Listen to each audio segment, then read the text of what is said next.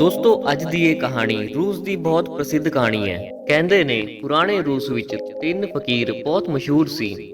ਉਹ ਇੰਨੇ ਮਸ਼ਹੂਰ ਹੋ ਗਏ ਕਿ ਉੱਥੋਂ ਦੇ ਪਾਦਰੀ ਨੂੰ ਉਹਨਾਂ ਨਾਲ ਈਰਖਾ ਹੋਣ ਲੱਗ ਪਈ, ਕਿਉਂਕਿ ਉੱਥੋਂ ਦੇ ਲੋਕਾਂ ਨੇ ਪਹਿਲਾਂ ਦੇ ਮੁਕਾਬਲੇ ਚਰਚ ਵਿੱਚ ਬਹੁਤ ਘੱਟ ਆਉਣਾ ਸ਼ੁਰੂ ਕਰ ਦਿੱਤਾ।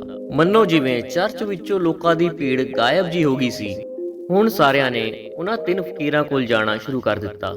ਉੱਥੋਂ ਦਾ ਪ੍ਰਧਾਨ ਪਾਦਰੀ ਸੋਚਦਾ ਕਿ ਆਖਿਰ ਇਹ ਤਿੰਨੇ ਹੈ ਕੌਣ ਜੋ ਮੇਰੇ ਰਹਿੰਦਿਆਂ ਸੰਤ ਬਣ ਗਏ, ਕਿਉਂਕਿ ਈਸਾਈ ਧਰਮ ਵਿੱਚ ਇੱਕ ਪ੍ਰਥਾ ਹੈ, ਜਦੋਂ ਤੱਕ ਚਰਚ ਕਿਸੇ ਨੂੰ ਅਧਿਕਾਰ ਨਾ ਦੇਵੇ ਉਹ ਸੰਤ ਨਹੀਂ ਬਣ ਸਕਦਾ। ਪਾਦਰੀ ਬੜਾ ਹੀ ਪਰੇਸ਼ਾਨ ਹੋ ਗਿਆ, ਕਿਉਂਕਿ ਦਿਨੋ ਦਿਨ ਲੋਕਾਂ ਵਿੱਚ ਚਰਚ ਦੀ ਲੋਕਪ੍ਰਿਯਤਾ ਘਟਦੀ ਹੀ ਜਾ ਰਹੀ ਸੀ। ਪਰ ਇੱਕ ਦਿਨ ਤਾਂ ਹੱਦ ਹੀ ਹੋ ਗਈ। ਪਾਦਰੀ ਸਾਰਾ ਦਿਨ ਚਰਚ ਅੰਦਰ ਬੈਠਾ ਰਿਹਾ, ਪਰ ਇੱਕ ਵੀ ਸ਼ਖਸ ਚਰਚ ਵਿੱਚ ਨਾ ਆਇਆ। ਉਸਦੇ ਗੁੱਸੇ ਦਾ ਕੋਈ ਟਿਕਾਣਾ ਨਾ ਰਿਹਾ ਤੇ ਉਹਨੇ ਸੋਚਿਆ ਕਿ ਅੱਜ ਉਹਨਾਂ ਤਿੰਨਾਂ ਸਾਧੂਆਂ ਦੀ ਖੈਰ ਨਹੀਂ, ਅੱਜ ਤਾਂ ਮੈਂ ਉਹਨਾਂ ਨੂੰ ਸਬਕ ਸਿਖਾ ਕੇ ਹੀ ਛੱਡਾਂਗਾ। ਉਹ ਆਪਣੇ ਪਾਦਰੀ ਦੀ ਵੇਸ਼ਭੂਸ਼ਾ ਵਿੱਚ ਤਿਆਰ ਹੋਇਆ ਤੇ ਉਸਨੇ ਸੋਨੇ ਦਾ ਤਾਜ ਪਹਿਨਿਆ ਤੇ ਹੱਥ ਵਿੱਚ ਪ੍ਰਧਾਨ ਪਾਦਰੀ ਹੋਣ ਦਾ ਪ੍ਰਤੀਕ ਸੋਨੇ ਦਾ ਡੰਡਾ ਫੜਿਆ। ਫਿਰ ਉਹਨਾਂ ਤਿੰਨਾਂ ਸਾਧੂਆਂ ਨੂੰ ਮਿਲਣ ਲਈ ਚੱਲ ਪਿਆ। ਉਹ ਇੱਕ ਝੀਲ ਦੇ ਅਗਲੇ ਕਿਨਾਰੇ ਤੇ ਰਹਿੰਦੇ ਸੀ। ਪਾਦਰੀ ਇੱਕ ਕਿਸ਼ਤੀ ਵਿੱਚ ਬੈਠ ਕੇ ਉਸ ਝੀਲ ਦੇ ਦੂਜੇ ਕੰਢੇ ਤੇ ਪਹੁੰਚ ਗਿਆ। ਥੋੜਾ ਜਿਹਾ ਚੱਲਣ ਤੇ ਹੀ ਉਸਨੂੰ ਇੱਕ ਪੇੜ ਦੇ ਥੱਲੇ ਤਿੰਨ ਸਾਦੇ ਜਿਹੇ ਇਨਸਾਨ ਬੈਠੇ ਦਿਖੇ। ਉਹ ਤਿੰਨੇ ਚੌਕੜੀ ਮਾਰ ਕੇ ਚੁੱਪਚਾਪ ਉਸ ਰੁੱਖ ਦੇ ਥੱਲੇ ਬੈਠੇ ਹੋਏ ਸੀ। ਫਿਰ ਉਸਨੇ ਤਿੰਨਾਂ ਕੋਲ ਜਾ ਕੇ ਕਿਹਾ ਕਿ ਤੁਸੀਂ ਉਹ ਮਸ਼ਹੂਰ ਸੰਤ ਹੋ ਜਿਨ੍ਹਾਂ ਕਰਕੇ ਲੋਕਾਂ ਨੇ ਮੇਰੇ ਚਰਚ ਵਿੱਚ ਆਉਣਾ ਬੰਦ ਕਰ ਦਿੱਤਾ ਹੈ। ਉਹਨਾਂ ਨੇ ਅੱਗੋਂ ਕਿਹਾ, ਸੰਤ? ਅਸੀਂ ਕਾਹਦੇ ਸੰਤ? ਅਸੀਂ ਤਾਂ ਹਲੇ ਸੰਤ ਕਹਾਉਣ ਦੇ ਲਾਇਕ ਹੀ ਨਹੀਂ ਹੋਏ। ਇਹ ਤਾਂ ਇੱਥੋਂ ਦੇ ਲੋਕ ਹੀ ਸਾਨੂੰ ਸੰਤ ਬੁਲਾਉਂਦੇ ਨੇ। ਪਤਾ ਨਹੀਂ ਕਿਸਨੇ ਇਹ ਝੂਠੀ ਅਫਵਾਹ ਫੈਲਾ ਦਿੱਤੀ ਹੈ, ਜਿਸ ਨੂੰ ਸੁਣ ਕੇ ਲੋਕਾਂ ਦੀ ਭੀੜ ਇੱਥੇ ਆ ਜਾਂਦੀ ਹੈ।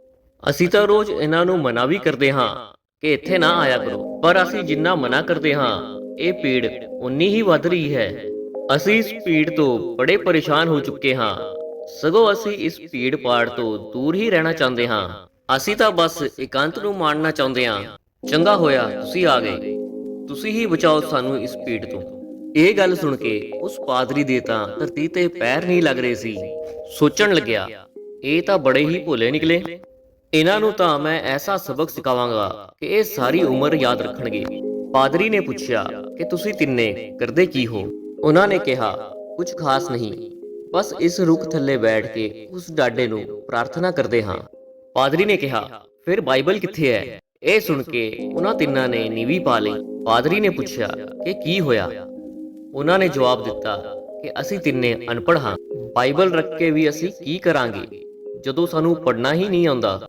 ਇਹ ਸੁਣ ਕੇ ਉਹ ਪਾਦਰੀ ਹੋਰ ਜ਼ਿਆਦਾ ਖੁਸ਼ ਹੋ ਗਿਆ ਤੇ ਸੋਚਣ ਲੱਗਿਆ, ਅਨਪੜ੍ਹ ਹੋ ਕੇ ਵੀ ਇਹਨਾਂ ਨੇ ਇੰਨੇ ਲੋਕਾਂ ਨੂੰ ਆਪਣੇ ਮਗਰ ਲਾਇਆ ਹੋਇਆ ਹੈ, ਇਹਨਾਂ ਦੀ ਤਾਂ ਮੈਂ ਸਾਰੇ ਸ਼ਹਿਰ ਦੇ ਸਾਹਮਣੇ ਖੜਾ ਕੇ ਬੇਇੱਜ਼ਤੀ ਕਰਾਂਗਾ। ਉਸਨੇ ਪੁੱਛਿਆ ਕਿ ਫਿਰ ਤੁਸੀਂ ਪ੍ਰਾਰਥਨਾ ਕਿਵੇਂ ਕਰਦੇ ਹੋ? ਚਰਚ ਦੀ ਪ੍ਰਾਰਥਨਾ ਤਾਂ ਤੁਹਾਨੂੰ ਯਾਦ ਹੀ ਹੋਵੇਗੀ ਨਾ। ਇਹ ਸੁਣ ਕੇ ਫਿਰ ਤਿੰਨਾਂ ਨੇ ਨੀਵੀਂ ਪਾ ਲਈ। ਉਸਨੇ ਪੁੱਛਿਆ, ਹੁਣ ਕੀ ਹੋ ਗਿਆ? ਤੁਸੀਂ ਫਿਰ ਨੀਵੀਂ ਕਿਉਂ ਪਾ ਲਈ? ਉਹਨਾਂ ਨੇ ਕਿਹਾ ਕਿ ਦੱਸਦੇ ਹੋਏ ਵੀ ਸਾਨੂੰ ਬੜੀ ਸ਼ਰਮ ਆ ਰਹੀ ਹੈ, ਸਾਨੂੰ ਤਾਂ ਪ੍ਰਾਰਥਨਾ ਵੀ ਨਹੀਂ ਕਰਨੀ ਆਉਂਦੀ। ਪਾਦਰੀ ਨੇ ਬੜੇ ਹੈਰਾਨੀ ਨਾਲ ਕਿਹਾ ਕਿ ਹੈਂ, ਤੁਹਾਨੂੰ ਪ੍ਰਾਰਥਨਾ ਵੀ ਨਹੀਂ ਕਰਨੀ ਆਉਂਦੀ? ਤਿੰਨਾਂ ਨੇ ਆਪਣਾ ਸਿਰ ਨਾ ਵਿੱਚ ਹਿਲਾ ਦਿੱਤਾ। ਫਿਰ ਪਾਦਰੀ ਨੇ ਪੁੱਛਿਆ ਕਿ ਆਖਿਰ ਤੁਸੀਂ ਪ੍ਰਾਰਥਨਾ ਕਰਦੇ ਕਿਵੇਂ ਹੋ? ਉਹਨਾਂ ਨੇ ਜਵਾਬ ਦਿੱਤਾ ਕਿ ਤੁਹਾਡੇ ਚਰਚ ਦੀ ਪ੍ਰਾਰਥਨਾ ਤਾਂ ਬੜੀ ਲੰਬੀ ਚੌੜੀ ਹੈ, ਸਾਡੇ ਵਰਗੇ ਅਨਪੜ੍ਹ ਕਿਵੇਂ ਕਰ ਲੈਣਗੇ? ਤੇ ਗਲਤ ਪੜ੍ਹਨਾ ਵੀ ਗਲਤ ਹੀ ਹੈ। ਤੇ ਕਾਫੀ ਸੋਚਣ ਤੋਂ ਬਾਅਦ ਅਸੀਂ ਆਪਣੀ ਇੱਕ ਪ੍ਰਾਰਥਨਾ ਬਣਾ ਲਈ ਹੈ। ਇਹ ਸੁਣ ਕੇ ਪਾਦਰੀ ਉੱਚੀ ਆਵਾਜ਼ ਵਿੱਚ ਬੋਲਿਆ, ਕੀ ਕਿਹਾ? ਤੁਸੀਂ ਆਪਣੀ ਪ੍ਰਾਰਥਨਾ ਬਣਾ ਲਈ ਹੈ? ਜਿਸ ਨੂੰ ਸਾਰੇ ਮੰਨਦੇ ਨੇ ਉਹ ਪ੍ਰਾਰਥਨਾ ਤਾਂ ਸ਼ਾਸਤਰਾਂ ਵਿੱਚ ਹੀ ਲਿਖੀ ਹੁੰਦੀ ਹੈ, ਤੇ ਇਹ ਪਤਾ ਨਹੀਂ ਕਿ ਕਿੰਨੇ ਹਜ਼ਾਰ ਸਾਲ ਪੁਰਾਣੀ ਹੈ। ਯਿਸੂ ਨੂੰ ਤਾਂ ਪ੍ਰਾਰਥਨਾ ਖੁਦ ਪਰਮਾਤਮਾ ਨੇ ਸਿਖਾਈ ਸੀ। ਤੁਸੀਂ ਤਾਂ ਕਮਾਲ ਹੀ ਕਰ ਦਿੱਤੀ। ਉਹਨਾਂ ਨੇ ਪਾਦਰੀ ਤੋਂ ਮਾਫੀ ਮੰਗੀ। ਸਾਡੇ ਤੋਂ ਬੜੀ ਵੱਡੀ ਭੁੱਲ ਹੋ ਗਈ, ਸਾਨੂੰ ਮਾਫ ਕਰ ਦਿਓ, ਅਸੀਂ ਅਣਜਾਣ ਹਾਂ। ਹੁਣ ਜੋ ਪ੍ਰਾਰਥਨਾ ਤੁਸੀਂ ਸਾਨੂੰ ਸਿਖਾਓਗੇ ਅਸੀਂ ਉਹ ਪ੍ਰਾਰਥਨਾ ਹੀ ਕਰਾਂਗੇ। ਸਾਨੂੰ ਮਾਫ ਕਰ ਦਿਓ ਤੇ ਸਾਨੂੰ ਆਪਣੇ ਵਾਲੀ ਪ੍ਰਾਰਥਨਾ ਸਿਖਾ ਦਿਓ। ਪਰ ਉਸ ਪਾਦਰੀ ਦੇ ਮਨ ਵਿੱਚ ਵਿਚਾਰ ਆਇਆ ਕਿ ਦੇਖੀਏ ਤਾਂ ਸਹੀ ਕਿ ਇਹਨਾਂ ਨੇ ਕਿਹੜੀ ਪ੍ਰਾਰਥਨਾ ਬਣਾਈ ਹੈ। ਉਸਨੇ ਉਹਨਾਂ ਨੂੰ ਆਪਣੇ ਵਾਲੀ ਪ੍ਰਾਰਥਨਾ ਸੁਣਾਉਣ ਲਈ ਕਿਹਾ, ਪਰ ਅੱਗੇ ਉਹ ਫਕੀਰ ਬੋਲੇ, ਰਹਿਣ ਦਿਓ ਮਹਾਰਾਜ, ਸਾਨੂੰ ਹੋਰ ਸ਼ਰਮਿੰਦਾ ਨਾ ਕਰੋ, ਤੁਸੀਂ ਸਾਨੂੰ ਆਪਣੀ ਪ੍ਰਾਰਥਨਾ ਸਿਖਾਓ। ਪਰ ਉਸ ਪਾਦਰੀ ਨੇ ਉਹਨਾਂ ਦੀ ਇੱਕ ਨਾ ਸੁਣੀ। ਇਸ ਲਈ ਪਾਦਰੀ ਦੇ ਵਾਰ-ਵਾਰ ਕਹਿਣ ਤੇ ਉਹ ਆਪਣੀ ਪ੍ਰਾਰਥਨਾ ਸੁਣਾਉਣ ਲਈ ਰਾਜੀ ਹੋ ਗਏ। ਉਹਨਾਂ ਨੇ ਕਿਹਾ ਕਿ ਬਹੁਤ ਜ਼ਿਆਦਾ ਸੋਚਣ ਤੇ ਵੀ ਉਹਨਾਂ ਨੂੰ ਕੋਈ ਪ੍ਰਾਰਥਨਾ ਨਾ ਸੁੱਝੀ। ਫਿਰ ਸਾਨੂੰ ਯਾਦ ਆਇਆ ਕਿ ਈਸਾਈ ਧਰਮ ਵਿੱਚ ਤਾਂ ਭਗਵਾਨ ਦੇ 3 ਰੂਪਾਂ ਨੂੰ ਮੰਨਿਆ ਗਿਆ ਹੈ। ਇਸ ਲਈ ਅਸੀਂ ਇਸ ਉੱਪਰ ਹੀ ਆਪਣੀ ਪ੍ਰਾਰਥਨਾ ਬਣਾ ਲਈ। ਜੇਕਰ ਤੁਸੀਂ ਸਾਡੀ ਬਣਾਈ ਪ੍ਰਾਰਥਨਾ ਸੁਣ ਲਈ ਤਾਂ ਤੁਸੀਂ ਬਹੁਤ ਹੱਸੋਗੇ। ਪਾਦਰੀ ਨੇ ਕਿਹਾ, ਤੁਸੀਂ ਦੱਸੋ ਤਾਂ ਸਹੀ, ਮੈਂ ਨਹੀਂ ਹੱਸਦਾ। ਉਹਨਾਂ ਨੇ ਕਿਹਾ ਕਿ ਅਸੀਂ ਇਹ ਪ੍ਰਾਰਥਨਾ ਬਣਾ ਲਈ ਕਿ ਹੇ ਭਗਵਾਨ, ਤੁਸੀਂ ਵੀ 3 ਤੇ ਅਸੀਂ ਵੀ 3, ਸਾਡੇ ਤੇ ਕਿਰਪਾ ਕਰੋ। ਸੁਣ ਕੇ ਪਾਦਰੀ ਉੱਚੀ ਉੱਚੀ ਹੱਸਣ ਲੱਗ ਪਿਆ ਤੇ ਕਿਹਾ ਕਿ ਜ਼ਿੰਦਗੀ ਵਿੱਚ ਪ੍ਰਾਰਥਨਾ ਤਾਂ ਬਹੁਤ ਸੁਣੀ ਹੈ, ਪਰ ਐਸੀ ਪ੍ਰਾਰਥਨਾ ਮੈਂ ਕਦੇ ਨਹੀਂ ਸੁਣੀ। ਉਹ ਮਨ ਹੀ ਮਨ ਕਹਿਣ ਲੱਗ ਪਿਆ ਕਿ ਕਿੰਨੇ ਬੇਵਕੂਫ ਲੋਕ ਨੇ, ਅੱਜ ਤਾਂ ਮੈਂ ਇਹਨਾਂ ਦੀ ਅਕਲ ਟਿਕਾਣੇ ਲਗਾ ਕੇ ਹੀ ਜਾਵਾਂਗਾ। ਉਹਨਾਂ ਤਿੰਨਾਂ ਨੇ ਕਿਹਾ ਕਿ ਤੁਸੀਂ ਸਾਡੀ ਗੱਲ ਛੱਡੋ, ਤੁਸੀਂ ਆਪਣੀ ਪ੍ਰਾਰਥਨਾ ਸੁਣਾਓ। ਅੱਜ ਤੋਂ ਅਸੀਂ ਉਹੀ ਕਰਾਂਗੇ। ਪਾਦਰੀ ਨੇ ਆਪਣੀ ਪ੍ਰਾਰਥਨਾ ਸੁਣਾਣੀ ਸ਼ੁਰੂ ਕੀਤੀ। ਉਹਨਾਂ ਨੇ ਕਿਹਾ, ਇੱਕ ਵਾਰ ਹੋਰ। ਪਾਦਰੀ ਨੇ ਫਿਰ ਪ੍ਰਾਰਥਨਾ ਸੁਣਾਈ। ਉਹਨਾਂ ਨੇ ਕਿਹਾ, ਇੱਕ ਵਾਰ ਹੋਰ। ਪਾਦਰੀ ਨੇ ਫਿਰ ਤੀਜੀ ਵਾਰ ਪ੍ਰਾਰਥਨਾ ਸੁਣਾਈ।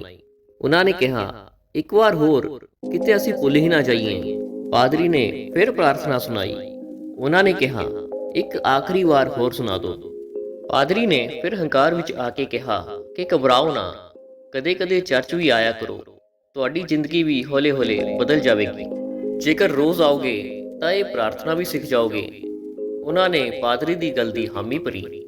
ਉਹ ਬੜਾ ਖੁਸ਼ ਹੋ ਕੇ ਬੋਲਿਆ ਕਿ ਤੁਸੀਂ ਡਰਿਓ ਨਾ, ਤੁਸੀਂ ਚਰਚ ਆਣਾ ਸ਼ੁਰੂ ਕਰ ਦਿਓ, ਮੈਂ ਤੁਹਾਨੂੰ ਮਾਫ ਕਰ ਦਿਆਂਗਾ ਤੇ ਲੋਕ ਵੀ ਤੁਹਾਨੂੰ ਮਾਫ ਕਰ ਦੇਣਗੇ। ਉਹਨਾਂ ਫਕੀਰਾਂ ਨੇ ਕਿਹਾ, ਤੁਹਾਡਾ ਬਹੁਤ-ਬਹੁਤ ਧੰਨਵਾਦ, ਤੁਸੀਂ ਬਹੁਤ ਮਹਾਨ ਇਨਸਾਨ ਹੋ। ਪਾਦਰੀ ਨੇ ਸੋਚਿਆ, ਚਲੋ ਇਹ ਕੰਮ ਤਾਂ ਸਿਰੇ ਚੜ ਗਿਆ, ਇਹ ਤਾਂ ਲਾਈਨ ਤੇ ਆ ਗਏ। ਫਿਰ ਉਹ ਆਪਣੀ ਕਿਸ਼ਤੀ ਵਿੱਚ ਸਵਾਰ ਹੋ ਕੇ ਵਾਪਸ ਜਾਣ ਲੱਗਿਆ। ਕਿਸ਼ਤੀ ਨਦੀ ਦੇ ਵਿਚਕਾਰ ਹੀ ਪਹੁੰਚੀ ਸੀ ਕਿ ਪਿੱਛੋਂ ਕੁਝ ਲੋਕਾਂ ਦੇ ਚੀਕਣ ਦੀ ਆਵਾਜ਼ ਆਈ। ਜਦ ਪਾਦਰੀ ਨੇ ਪਿੱਛੇ ਮੁੜ ਕੇ ਦੇਖਿਆ ਤਾਂ ਉਸ ਦੀਆਂ ਅੱਖਾਂ ਖੁੱਲੀਆਂ ਹੀ ਰਹਿ ਗਈਆਂ। ਉਹ ਤਿੰਨੇ ਪਾਦਰੀ ਨੂੰ ਆਵਾਜ਼ਾਂ ਦਿੰਦੇ ਹੋਏ ਨਦੀ ਦੇ ਪਾਣੀ ਉੱਪਰ ਦੌੜੇ ਚਲੇ ਆ ਰਹੇ ਸੀ। ਉਹ ਪਾਣੀ ਤੇ ਇਵੇਂ ਦੌੜ ਰਹੇ ਸੀ ਜਿਵੇਂ ਕੋਈ ਜ਼ਮੀਨ ਤੇ ਦੌੜ ਰਿਹਾ ਹੋਵੇ। ਇਹ ਸਭ ਦੇਖ ਕੇ ਪਾਦਰੀ ਦੇ ਹੱਥ ਵਿੱਚ ਫੜਿਆ ਸੋਨੇ ਦਾ ਡੰਡਾ ਕਿਸ਼ਤੀ ਵਿੱਚ ਹੀ ਡਿੱਗ ਪਿਆ। ਇਹ ਚਮਤਕਾਰ ਤਾਂ ਇਸ ਤੋਂ ਪਹਿਲਾਂ ਯਿਸੂ ਨੇ ਹੀ ਕੀਤਾ ਸੀ। ਉਹ ਕਿਸ਼ਤੀ ਦੇ ਕੋਲ ਆ ਕੇ ਖੜੇ ਹੋ ਗਏ ਤੇ ਕਹਿਣ ਲੱਗੇ, ਤੁਸੀਂ ਉਹ ਪ੍ਰਾਰਥਨਾ ਸਾਨੂੰ ਇੱਕ ਵਾਰ ਹੋਰ ਸਿਖਾ ਦਿਓ, ਅਸੀਂ ਉਸ ਨੂੰ ਭੁੱਲ ਰਹੇ ਹਾਂ ਤੇ ਤਿੰਨੇ ਉਸ ਉੱਪਰ ਬਹਿਸ ਰਹੇ ਹਾਂ। ਇਸ ਲਈ ਕਿਰਪਾ ਕਰਕੇ ਤੁਸੀਂ ਉਹ ਪ੍ਰਾਰਥਨਾ ਸਾਨੂੰ ਇੱਕ ਵਾਰ ਫੇਰ ਸੁਣਾ ਦਿਓ। ਪਾਦਰੀ ਨੇ ਉਹਨਾਂ ਦੇ ਪੈਰ ਫੜ ਲਏ ਤੇ ਕਿਹਾ, ਮੈਂ ਤੁਹਾਨੂੰ ਜੋ ਕੁਝ ਵੀ ਕਿਹਾ ਤੇ ਸਿਖਾਇਆ, ਤੁਸੀਂ ਉਹ ਸਭ ਭੁੱਲ ਜਾਓ। ਤੁਹਾਡੀ ਪ੍ਰਾਰਥਨਾ ਜਿੱਤੀ ਤੇ ਮੇਰੀ ਹਾਰ ਗਈ।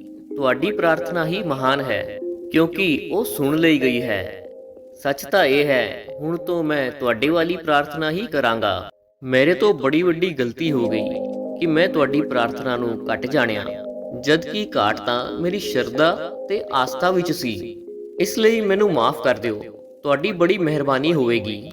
ਉਹ ਤਿੰਨੇ ਫਕੀਰ ਬੋਲਦੇ ਰਹੇ ਕਿ ਤੁਸੀਂ ਆਪਣੀ ਪ੍ਰਾਰਥਨਾ ਸਾਨੂੰ ਇੱਕ ਵਾਰ ਫੇਰ ਸੁਣਾ ਦਿਓ, ਪਰ ਉਹ ਚੁੱਪਚਾਪ ਆਪਣਾ ਸਿਰ ਝੁਕਾ ਕੇ ਉੱਥੋਂ ਦੀ ਚਲਾ ਗਿਆ। ਦੋਸਤੋ, ਇਹ ਕਹਾਣੀ ਸਾਨੂੰ ਸਿਖਾਉਂਦੀ ਹੈ ਕਿ ਇਹ ਜ਼ਰੂਰੀ ਨਹੀਂ ਕਿ ਸਾਡੀ ਪ੍ਰਾਰਥਨਾ ਸ਼ਾਸਤਰਾਂ ਵਿੱਚੋਂ ਹੀ ਲਈ ਗਈ ਹੋਵੇ ਜਾਂ ਪ੍ਰਾਚੀਨ ਹੋਵੇ ਤੇ ਲੱਖਾਂ ਲੋਕਾਂ ਦੀ ਸਹਿਮਤੀ ਨਾਲ ਬਣੀ ਹੋਵੇ। ਜੇਕਰ ਸਾਡੀ ਪ੍ਰਾਰਥਨਾ ਸੱਚੀ ਹੈ ਜਾਂ ਫਿਰ ਸੱਚੇ ਮਨ ਨਾਲ ਕੀਤੀ ਹੋਵੇ ਤਾਂ ਉਸ ਨੂੰ ਪਰਮਾਤਮਾ ਜ਼ਰੂਰ ਸੁਣਦਾ ਹੈ, ਭਾਵੇਂ ਉਹ 2 ਸ਼ਬਦਾਂ ਦੀ ਪ੍ਰਾਰਥਨਾ ਹੀ ਕਿਉਂ ਨਾ ਹੋਵੇ। 3 ਸਾਧੂਆਂ ਦੀ ਕਹਾਣੀ ਤੋਂ ਸਾਨੂੰ ਸਿੱਖਣ ਨੂੰ ਮਿਲਦਾ ਹੈ ਕਿ ਅਸੀਂ ਜੋ ਕੁਝ ਵੀ ਕਰੀਏ ਪਰ ਉਸ ਨੂੰ ਦਿਖਾਵੇ ਦੇ ਉਦੇਸ਼ ਨਾਲ ਬਿਲਕੁਲ ਨਾ ਕਰੋ। ਜਦੋਂ ਵੀ ਕੁਝ ਕੰਮ ਕਰੋ ਤਾਂ ਤੁਹਾਡੀ ਰੂਹ ਅੰਦਰੋਂ ਦੀ ਉਸ ਕੰਮ ਨਾਲ ਜੁੜ ਜਾਣੀ ਚਾਹੀਦੀ ਹੈ। ਜੇਕਰ ਤੁਸੀਂ ਹਰ ਕੰਮ ਨੂੰ ਇਸ ਤਰ੍ਹਾਂ ਕਰ ਪਾਏ ਤਾਂ ਹਰ ਕੰਮ ਵਿੱਚ ਤੁਹਾਡੀ ਕਾਮਯਾਬੀ ਤੈਅ ਹੋਵੇਗੀ, ਜਿਵੇਂ ਕਿ ਉਹਨਾਂ 3 ਸਾਧੂਆਂ ਨਾਲ ਹੋਇਆ। ਉਹਨਾਂ ਦੀ ਪ੍ਰਾਰਥਨਾ ਬੇਸ਼ੱਕ ਛੋਟੀ ਜੀ ਸੀ, ਪਰ ਉਹ ਪਰਮ ਪਿਤਾ ਪਰਮਾਤਮਾ ਵੀ ਉਹਨਾਂ ਦੀ ਪ੍ਰਾਰਥਨਾ ਨੂੰ ਸੁਣੇ ਬਗੈਰ ਨਾ ਰਹਿ ਪਾਇਆ।